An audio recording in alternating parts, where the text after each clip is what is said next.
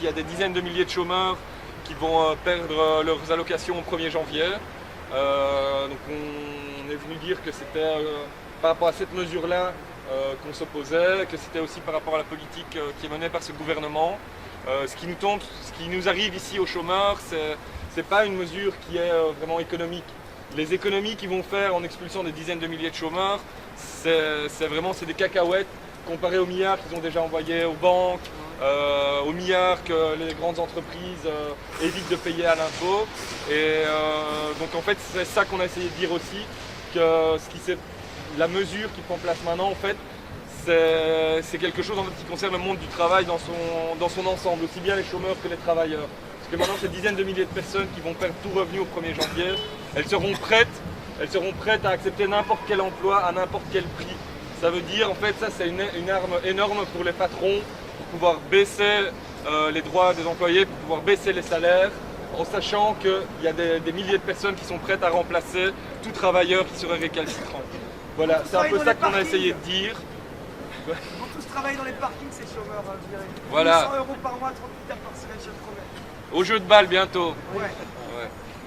Et puis alors ensuite, on a donc essayé en fait d'un peu perturber les contrôles qui se passaient là, les entretiens qui devaient avoir lieu. Il y a des gens qui ont bloqué la série de guichets d'accueil en se mettant physiquement face à ces guichets.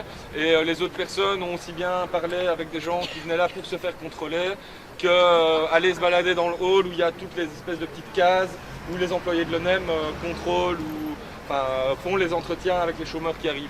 Donc on a essayé de perturber ça, on a essayé en fait de demander aux travailleurs de l'ONEM qu'est-ce que ça leur faisait de faire ce boulot, de participer à une machine qui allait exclure des dizaines de milliers de personnes, qui contrôlait et tout ça.